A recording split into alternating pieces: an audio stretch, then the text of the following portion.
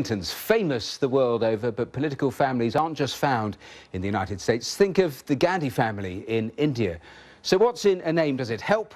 Does it hinder? Cheri Jacobus is a Republican political consultant. She is in New York, and Parachi Pinglay is a journalist for Outlook magazine. She joins us live from Mumbai. Thank you, both of you, for being here with us on the programme. Cheri, to you first of all. So Jeb Bush, what does that name Bush conjure up in the minds of most Americans? Most Americans hold them in high regard. Polls now show that Americans like the former president, 43rd president, George W. Bush, more than they like Obama. So the longer he's out of office, the higher regard we hold him in. With regard to Jeb Bush, he has his own record as governor. He's considered a solid governor. He actually gets to have the best of both worlds. His slogan, of course, is just Jeb, exclamation point. We now know that because everybody already knows the last name. So he kind of gets to stand on his own, but he also benefits from the family name. And again, you don't get to choose your family, but you get a lot from them. And I think that he is a great addition to the race. He obviously comes in very strong. Sure. But again, he gets to run on the name, but also on his own record. So he kind of benefits from both. On that name, it is interesting that there is no Bush in that. We're looking at that picture at the moment. What do you read into that? Because you're talking about the help that the family name has, but it can also be a hindrance, can't it? Well, it depends. He can still be his own man. Again, he has his own record as governor. He's been around a long time and has some real advantages over other Republicans. There's no question about that.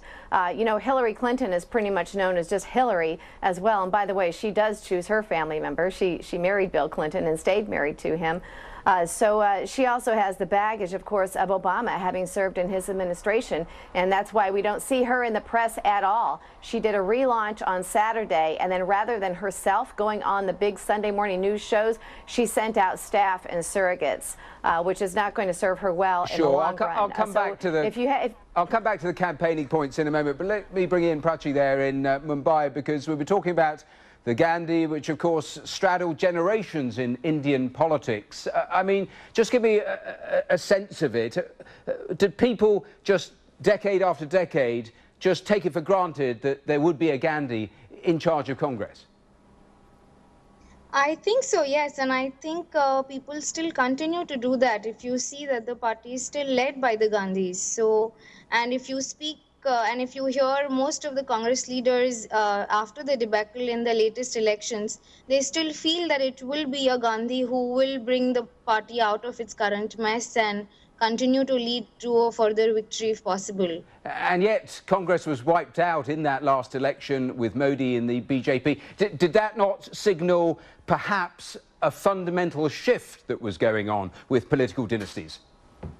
It did. I mean, you know, there were, in fact, there was a research recently done by Professor Chandra, which says that, you know, 21% of MPs in the new parliament have dynastic background, which is down from 29% in the last parliament.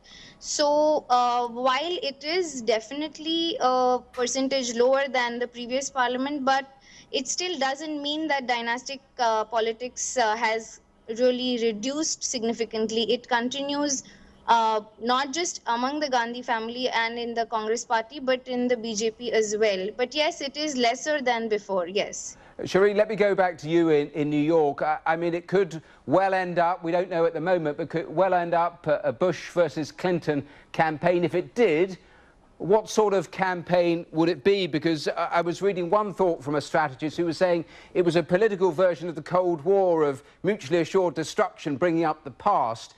Is that how you see it, that it almost cancels each other out, the baggage?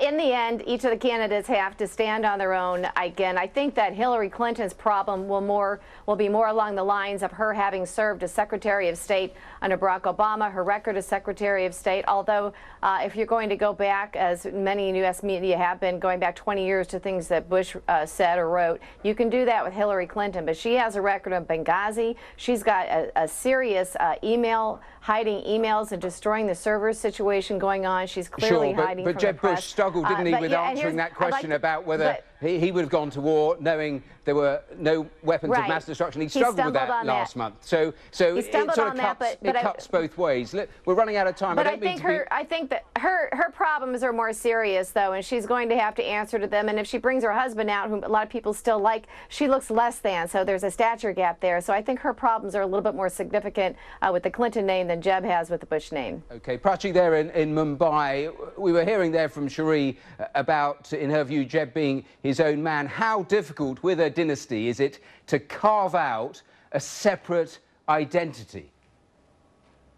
I think what happens is it depends on personalities. If you see, if we refer to the Gandhis, I mean, I think Indira Gandhi managed to carve out a very, very special place for herself despite having Jawaharlal Nehru as her father. But if you see Rahul Gandhi today, he seems to be faltering quite a bit in terms of popularity and impact on the population.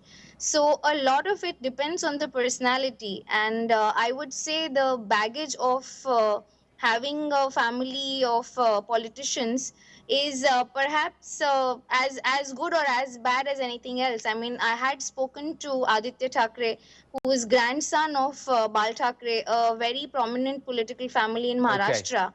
And he had said that, doctors have doctor sons and lawyers have lawyer sons, and it kind of goes in every vocation and profession, and so except that in politics it goes on. I see Cheri nodding her head in agreement. Time has beaten us, but thank you so much for joining us here on today's Global